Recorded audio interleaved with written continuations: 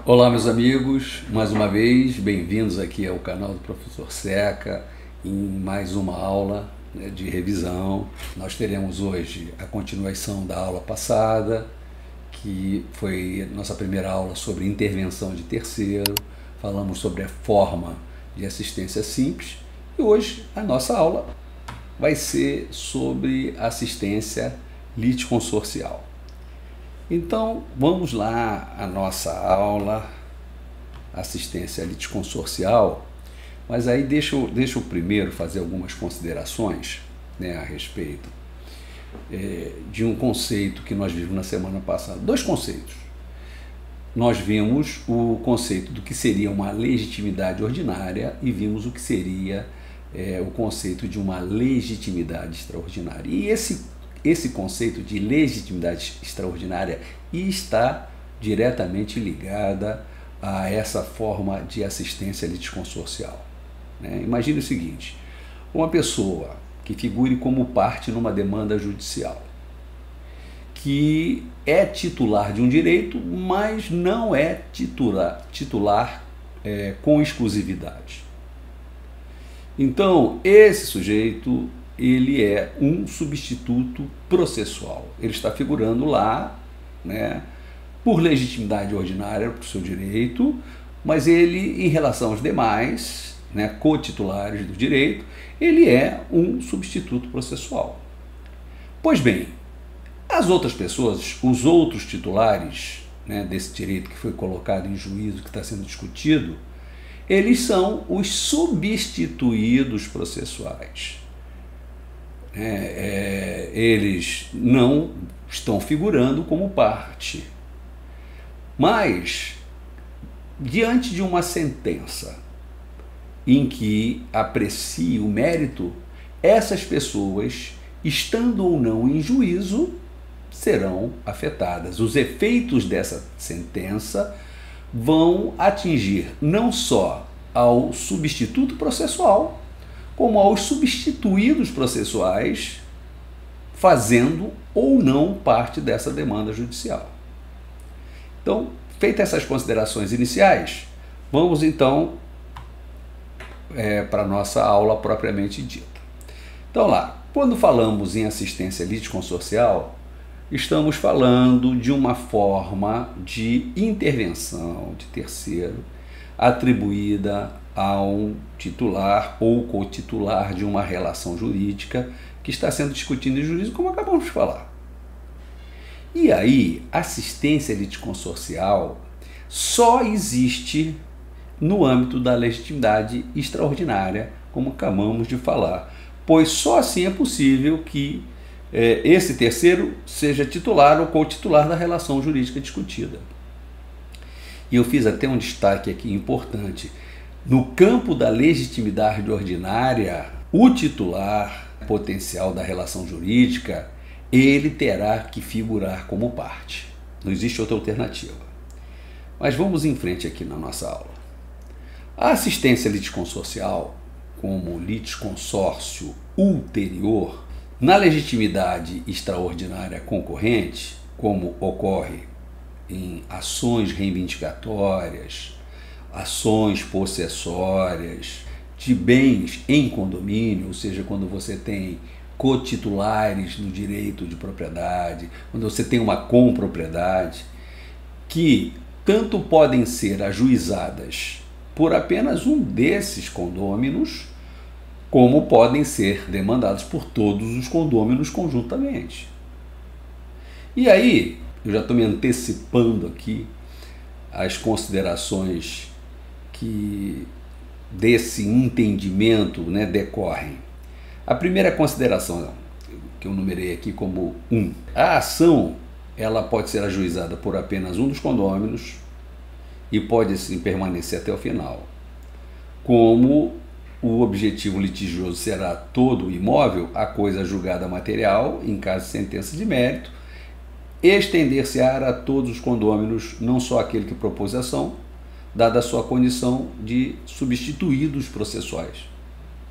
Só estou aqui reforçando para vocês o que já tínhamos falado anteriormente. A ação ela poderá ser ajuizada por todos os condôminos. Essa é a segunda possibilidade, conjunto.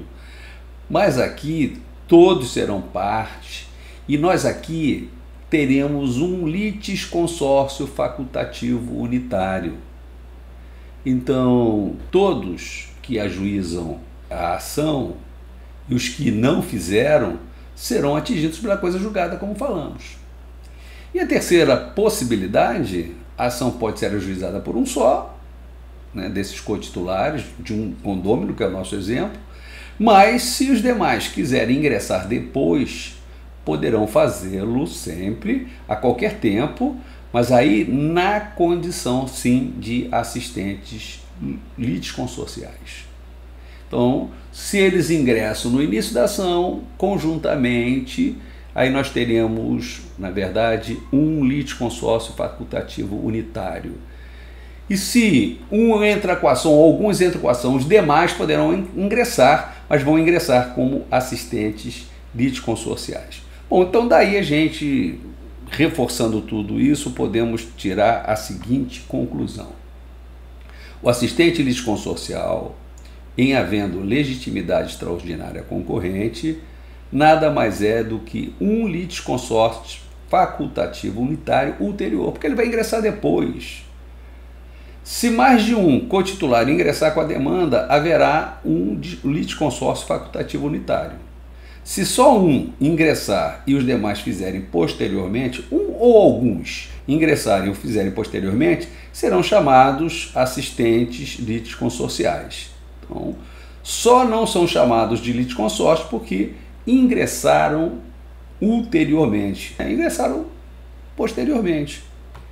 Pois bem, vamos falar agora sobre poderes, e aí nós vamos falar sobre poderes. Embora a aula passada tenha sido sobre assistência simples, mas nós vamos falar aqui sobre a questão dos poderes, tanto para assistência simples como para assistência litisconsorcial. Então vamos começar aqui falando sobre os poderes do assistente simples no processo, mas antes disso eu vou fazer para vocês aqui uma recordação sobre essa forma de intervenção de terceiro. Primeiro, o assistente simples não é o potencial titular da relação jurídica que está sendo discutida em juízo, mas ele é titular de uma outra relação jurídica, né, com uma das partes, pode ser autor, como pode ser réu, e que mantém com a primeira uma relação de prejudicialidade. Lembra disso? Bom, a sua atuação, ou seja, a atuação do assistente simples, está diretamente subordinada à do assistido. Pode praticar todos os atos processuais que não venha contrariar a vontade do assistido, que é parte. Aí nós temos os artigos 121 e 122 do nosso Código de Processo Civil, que se referem à assistência simples.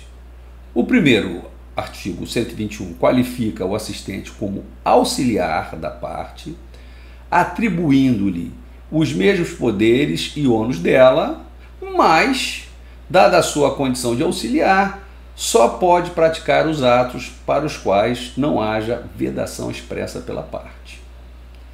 Bom, tirando aqui minha imagem, fiz um destaque aqui importante. A parte pode reconhecer a procedência do pedido, pode desistir da ação, pode transigir, ou seja, fazer um acordo sobre os direitos controvertidos, mesmo que não haja anuência do assistente. Bom, feita essas recordações aqui sobre a nossa aula passada, vamos então falar sobre esses poderes. O que pode o assistente simples, não havendo assim vedação do assistido? Primeiro, ele pode apresentar a contestação em favor do réu que for revel, caso em que passará a ser considerado seu substituto processual. Está lá no artigo 121, parágrafo único. Para que isso ocorra, é indispensável que ele ingresse ainda no prazo de contestação, óbvio. 2. Também pode o assistente simples apresentar arguição de impedimento, pode apresentar réplica se o autor a quem assiste não fizer, pode juntar novos documentos pertinentes ao esclarecimento dos fatos, ele pode requerer provas, praticar da sua produção, arrolando testemunhas, formulando quesitos ou complementando os apresentados pela parte, os documentos apresentados pelas partes, e participando das audiências, nas quais poderá formular perguntas, requerer contradita das testemunhas, inclusive do adversário. E por último, pode interpor recurso, salvo se na parte inicial tiver renunciado a esse direito, manifestado o desejo de não recorrer. Mas se não é o caso, ele pode sim interpor recurso. Pois bem, então o substituto processual, ele, lá no artigo 121, parágrafo único, ele estabelece que sempre que o assistido for revel ou, de qualquer forma, omisso, o assistente será considerado substituto processual. O termo substituto, ele foi empregado para deixar claro que o assistente pratica ato no lugar do assistido, fazendo as vezes dele, mas sem que haja verdadeira legitimidade extraordinária nesse caso aqui, ou substituição processual. Nós estamos falando da forma de assistência simples. Por quê? Aí eu coloquei aqui no último tópico. Se houver legitimidade extraordinária ou substituição processual, aí a assistência não é simples, ela deveria ser uma assistência litisconsorcial. E o assistente vai sofrer os efeitos da coisa julgada da mesma forma que a parte. Então, seguindo. Então, vimos o que pode o assistente simples e agora vamos ver o que não pode o assistente simples. Primeiro, praticar qualquer ato de disposição de direito, já que não é dele a relação jurídica material que se discute. Isso afasta a possibilidade dele renunciar ao direito em que se funda a ação, reconhecer o pedido ou transigir. Também não pode desistir da ação, embora possa desistir do recurso que tenha interposto. É a única possibilidade. Também não pode o assistente simples, 2, se opor a atos de disposição feitos pelo assistido, conforme prevê o artigo 122 do nosso Código de Processo Civil. 3, não pode arguir incompetência relativa ou suspeição.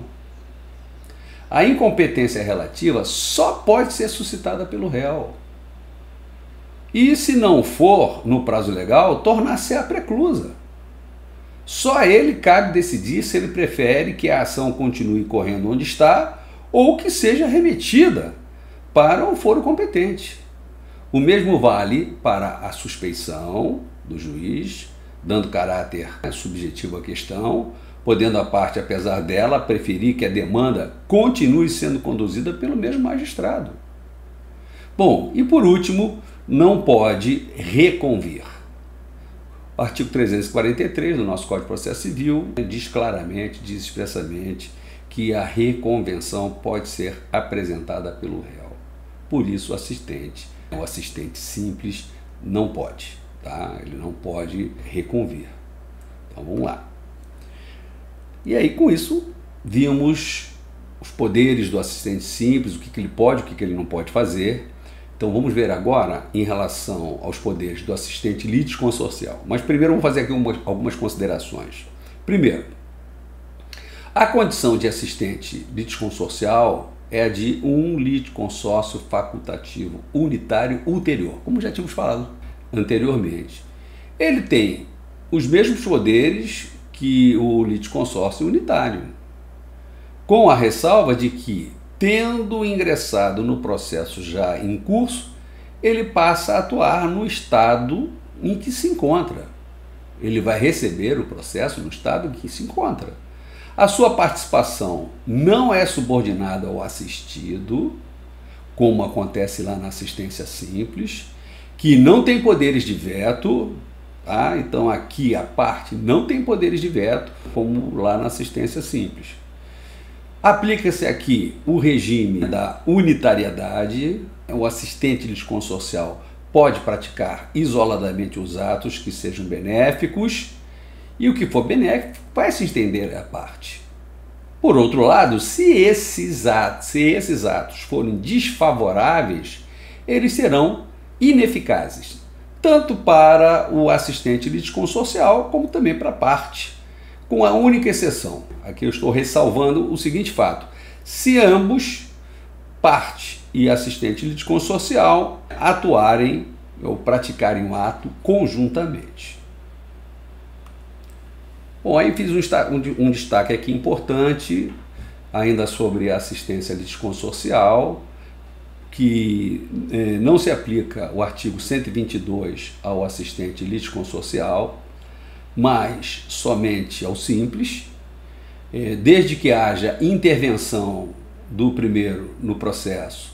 A parte assistida não pode mais renunciar ao direito, reconhecer o pedido, transigir ou mesmo desistir da ação, sem que haja concordância com o assistente litisconsorcial, que é cotitular da relação jurídica una e inscindível, discutida lá no processo. E o outro destaque, importante aqui, que hoje tem pouca repercussão no direito. Como o assistente litisconsorcial é tratado como um verdadeiro litisconsorte unitário, desde o seu ingresso, ele e o assistido passarão a ter prazos em dobro, caso os procuradores sejam diferentes, pertencentes a escritórios distintos e desde que não se trate de processo eletrônico, artigo 229 CPC. Esse dispositivo legal, eu já falei em outras aulas sobre isso, ele é um dispositivo hoje muito esvaziado, porque nosso processo atualmente é eletrônico. Então, assim, essa previsão do 229, ela está bem esvaziada. Então, vamos em frente. Como que fica a questão do assistente e os honorários advocatícios? Não só honorários advocatícios, as custas e como que fica a questão dos honorários. E aí vamos fazer essa observação aqui tanto em relação ao assistente simples como ao litisconsorcial. Então, olha lá. Ao assistente simples e litisconsorcial aplica-se a regra do artigo 94 do Código de Processo Civil, que diz o seguinte: se o assistido for vencido, o assistente será condenado ao pagamento de custas na proporção à atividade que houver exercido no processo. Isso aqui é válido para assistência simples e assistência litisconsorcial. Agora, no que diz respeito aos honorários, a solução dada ao assistente litisconsorcial será a mesma das partes, cabendo lembrar que, desde a sua admissão, ele é tratado como um litisconsórcio facultativo unitário ulterior. Então, ele também vai se submeter aos honorários sucumbenciais. Por outro lado, nesse caso aqui, o assistente simples não será condenado a pagar honorários advocatícios e nem fará jus a recebê-los, já que ele é mero auxiliar da parte. Assistente litisconsorcial e a coisa julgada material. Ora, preste atenção nisso aqui. Proferida a sentença de mérito e não cabendo mais recurso, ou seja, nós estamos falando aqui de trânsito em julgado, haverá coisa julgada, não apenas para as partes, mas também para os assistentes litisconsorciais. Aquele que ingressar como assistente litisconsorcial sofrerá os efeitos da coisa julgada material, intervindo ou não, como eu já havia falado isso para vocês. Figurando ou não como assistente, vai sofrer as consequências. Mesmo que opte por ficar de fora, será afetado porque tem a qualidade de substituído processual. O assistente simples e a justiça da decisão. Bom, aí agora vamos ver como é que fica essa situação da decisão em relação ao assistente simples. A coisa julgada material não pode se estender ao assistente simples, de forma diferente na assistência litisconsorcial, porque ele não é titular da relação material que está sendo discutida, mas de outra com ela tem relação de interdependência. Há uma relação de prejudicialidade, como já falamos. Então não pode, portanto, ser atingido diretamente pelos efeitos da sentença e pela imunização desses efeitos, mas tão somente de maneira reflexa, indireta ou mediata. E eu fiz um destaque aqui importante, mencionando o artigo 123, que deixa claro o que a gente falou. Transitada em julgado a sentença, no processo em que interviu o assistente, este não poderá, em processo posterior, discutir a justiça da decisão, salvo se provar 1. Pelo estado em que recebeu o processo ou pelas declarações e pelos atos do assistido foi impedido de produzir provas suscetíveis de influir a sentença, ou desconhecida a existência de alegações ou de provas das quais o assistido, por dolo ou culpa, não se valeu.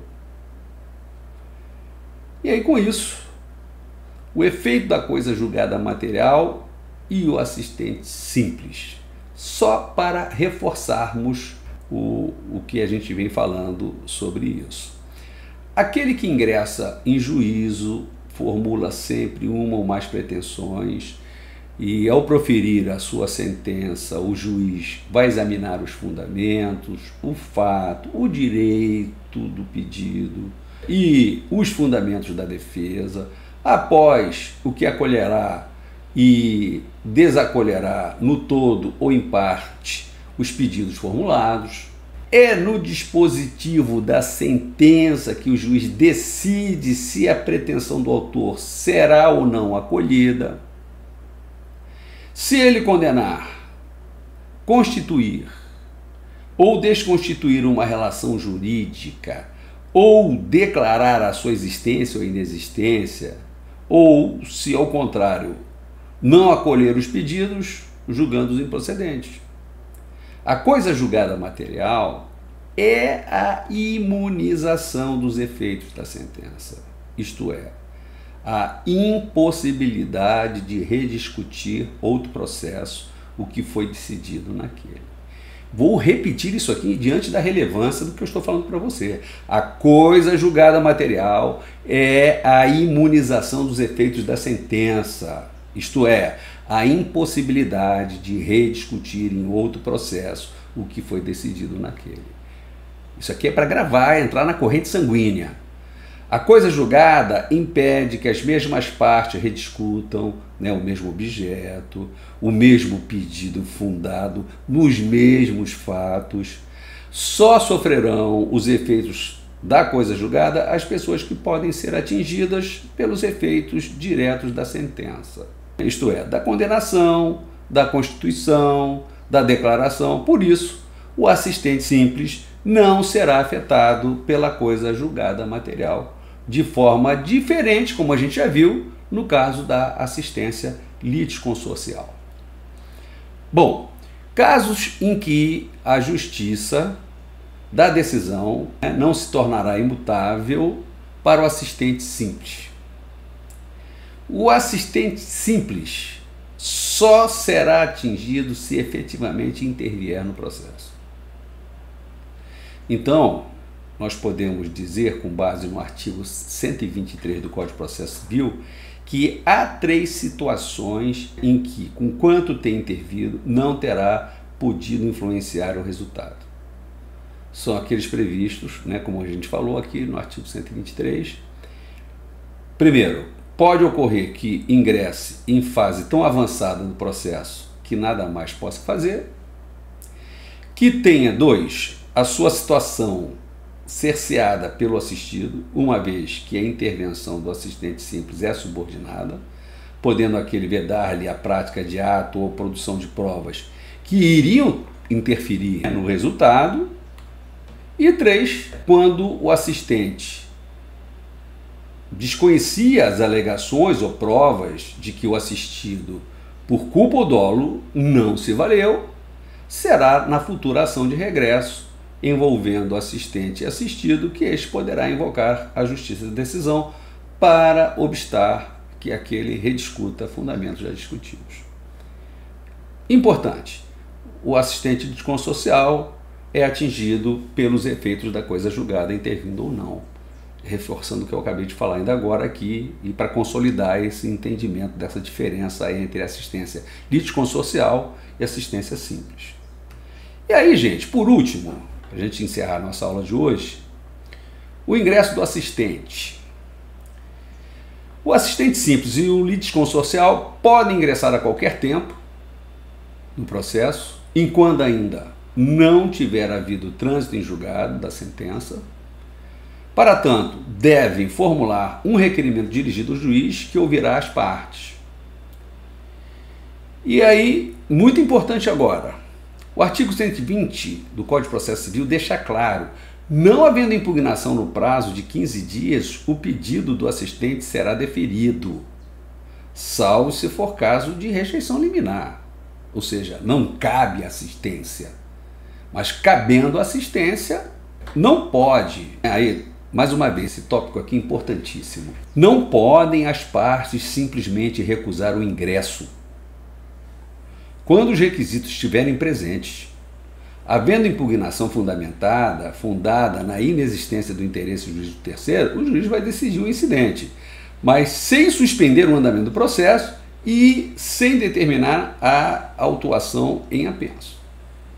Da decisão, obviamente, caberá agravo de instrumento, como previsto lá no artigo 1015, inciso 9 do nosso Código de Processo Civil. Pois bem, com isso, nós terminamos a nossa segunda aula sobre intervenção de terceiro. Ainda teremos mais 3 aulas sobre intervenção de terceiro. E, mais uma vez, eu gostaria aqui de agradecer vocês pela presença, pelo prestígio, né? Lembrando sempre, não deixem de se inscrever no canal, não deixem de dar lá o seu like, não deixem de convidar amigos para participarem aqui da nossa comunidade. Um forte abraço em todos, um beijo no coração de todo mundo e até a nossa próxima aula.